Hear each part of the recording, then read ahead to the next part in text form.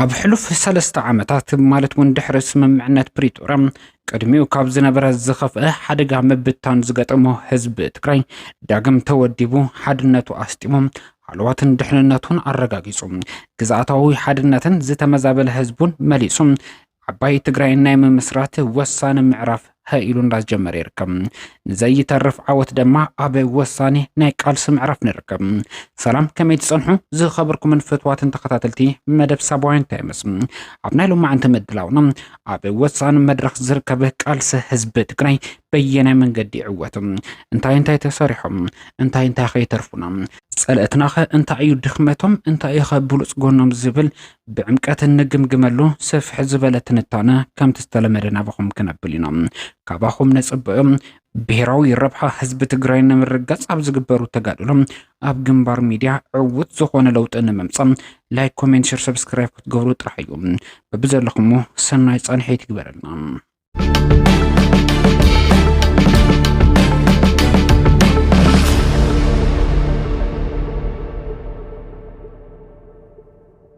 بزح هلكيت زي تمزجبلهم حزب تجري كبير واجع زخفلهم بحفش دموع عود زي تمزجبلون عزيو زحزن في الصامت زي تمزجبلو كوينات تجري إسران سلستان تكمتي كل تشان عصرت حمشتن عامة مرتبها قصاص راجز عبدو أفريقيا بريتوريا بستبصحة ناي سلام سمم عنتت أطويل يوم زخوينات أطوم بعلو نبرك الزبولو تجارون فتو تجارو تصفى زحابا زحقوسن نبرم سلام لعل زخونة زبهج حزب تجري أب بريتوريا استبصحة ناي سلام سمم عنت دليتاتن بهاجتاتن حزب تجري زمال مسيلو قد كلمة والو سيبهم ملا حزب تجري بفولي حنقوتايو تقبلوهم يخون بر إذا حنقوتم جزء اندقوص عرب زخاد قصرم تجري نابز خفق لولاو زأتم حدنا حزب تجري زشر مريح ودابتات حزب تجري ونزبتاتن خوينو كل مبال جمرم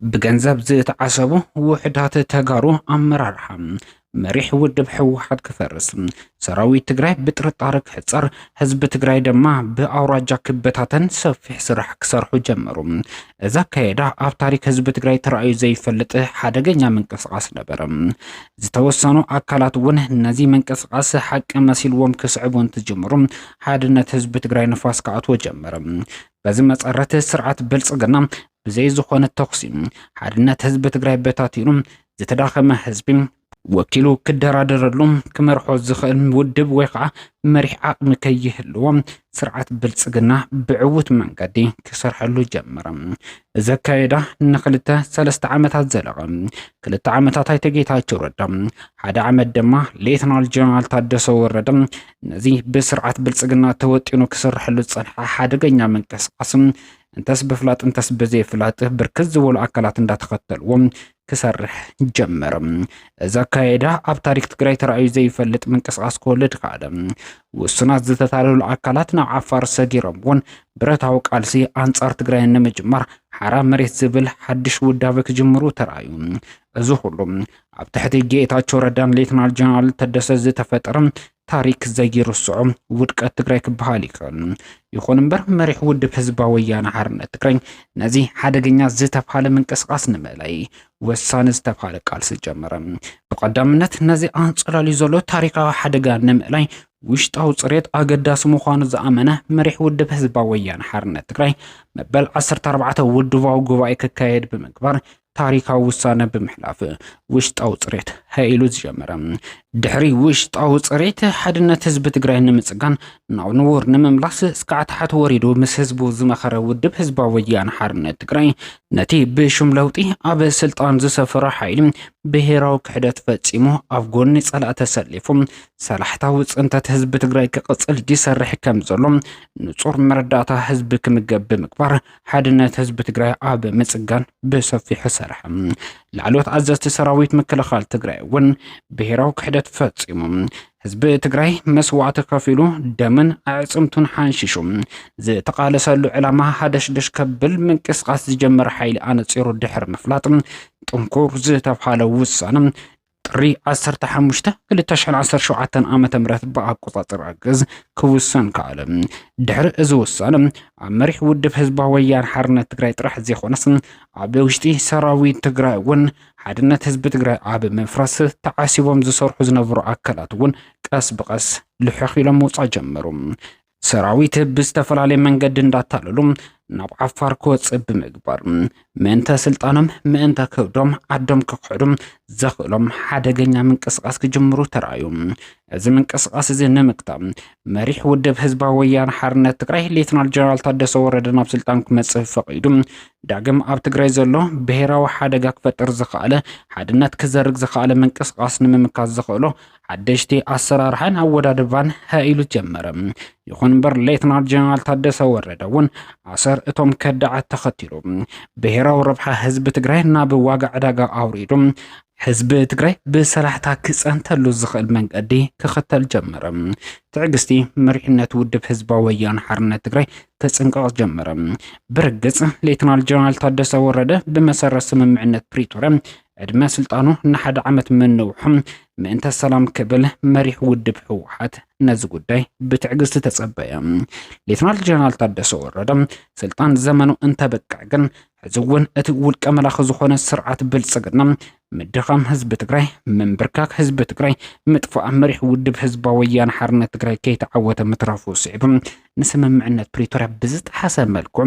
ብውልቀ ውሳነ ንሌተናል ጀነራል ታደሰ ወረደ ንሓደ ዓመት ናይ ስልጣን ዘመን ናይ መናውሒ ሹመት ሃበ።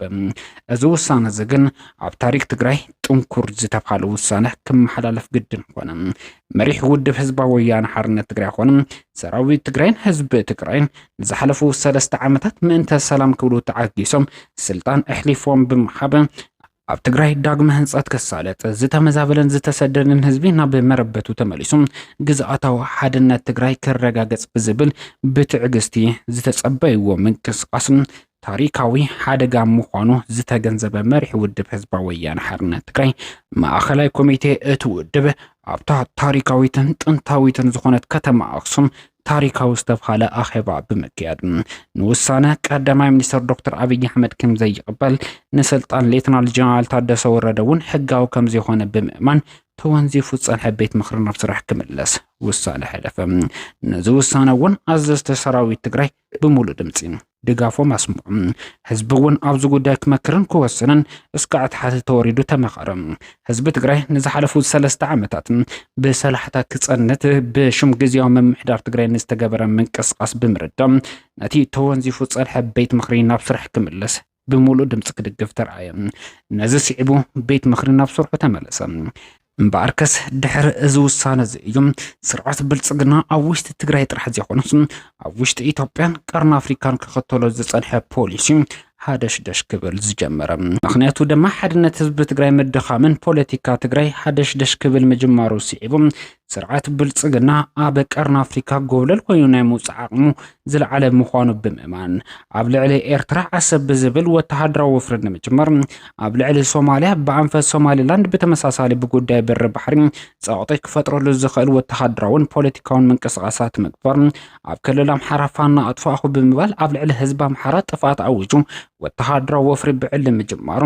ኣብ ኩናት ሕድሕድ ሱዳን RSF ብምድጋፍ ዘካየዶ ሰፊሕ ወተሃደራዊ ምትእትታው ስርዓት ብልጽግና ኣብዚ ሁሉ ምንቅስቃስ ብሰፊሑ ክንቀሳቀስ ወሳኒ ዝተባሃለ ነጥቢ ዝነበረ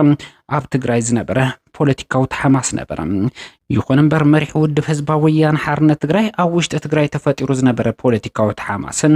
ህዝቢ ኣብ ሓድነቱ ጥርጣረ ክፈጥሩ ዝኽኣሉ ምንቅስቃሳት ኣልዩ ሓድነት ትግራይ ክመልሰን ኣብ ቀርኒ ኣፍሪካ ድማ ጥንኩር ሓይሊ ክፍጠር ዝኽኣለ ጽምሮ ዝተባሃለ ወዳደባ ክሰጣጠም ምግባሩ ስዒቡ ስርዓት ብልጽግና ኣብ ውሽጢ ትግራይ ኣብ ውሽጢ ኢትዮጵያን ቀርኒ ኣፍሪካን ክኽተሎ ጸንሐ ፖሊሲ ማይ ንማይ ክተርፍ ኣኽኢልዎ እዩ። ብሓፈሻ ኣብ ቀርኒ ኣፍሪካ ዘለዎ ወጥሪ እታ ወሳኒት ኩዕሶ ኣብ ውሽጢ ትግራይ ትርከብ። ስለዚ መሪሕ ውድብ ህዝባዊ ወያነ ሓርነት ትግራይ ዘለዎ ድሙቕ ዝተባሃሉ ጥንኩር ጎነታት ሒዙ ዘለዎ ድኽመታት ኣልዩ ንቅድሚት ኣብ ዝስጉመሉ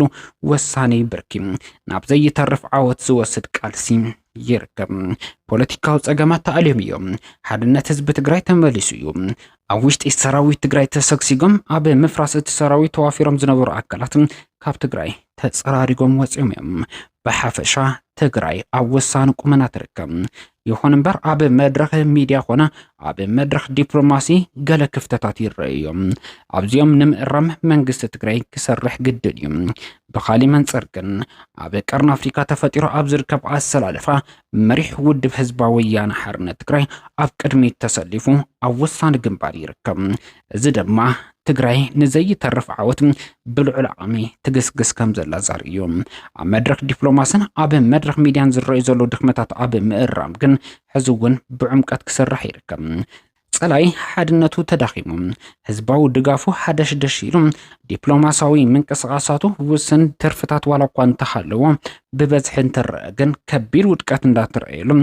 ብሓፈሻ ኣብ ቀርኒ ኣፍሪካ ምዝረአ ዘሎ ኣሰላለፋ እንትረአ በይኑ ዝተረፈ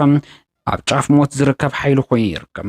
ብርግጽ እዚ ሓይሊ እዚ ብኩሉ መዐቀንታት ኣብ ምውዳቕ ዋላ እኳ እንተተረኸበ ኣብዚ ሕዚ እዋን ኣብ ዝተፈላለዩ ዘርፍታት ዝለዓለ ዓቕሚ ከም ዘለዎ ዝንገረሉ ፕሮፓጋንዳ ግን ኣብ ውሽጢ ስርዓት ብልጽግና ብጥንኩር ጎኒ ዝረአ ምንቅስቓሳት እዮም ብፍላይ እቶም ንኸብዶም ተዓሲቦም ኣብ ጎኒ ብልጽግና ዝተሰለፉ ተጋሩ ሓዊሱ ሰራዊት ሚድያ ብልጽግና ብስተደራጀው መልክዑ ብስተናበበ መልክዑ ዝፍንዎ ዘለዎ ፕሮፓጋንዳ ኣብ መድረኽ ኢንፎርሜሽን ኣብ ልዕሊ ህዝቢ ጸቕጢ ከይፈጥሩ ኣድላይ ዘበለ ጥንቃቐን ነዚ ኣብ ምምካት ብወገን ትግራይ ክግበሩ ዝግቦም ቃልሲ ወሰንቲ ምዃኖም ገልጽ እዩ ብርግጽ ስርዓት ብልጽግና ኣብ ዝሓለፉ 8 ዓመታት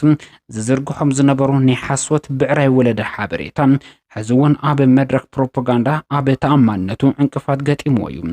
ግን ዝነዓቐ ጉዳይ ኣይኮነን ስለዚ ብኩሉ ግንባር ንዘይተርፍ ዓወት ኣብ ንገብሮ ቃልሲ ኩላትና ክንዳሎም ክንዋደድ ክንናበብ ግድን እዩ ሓቢርኩምና ስለ ዝጸንሕኩም ካብ ልብና መስገን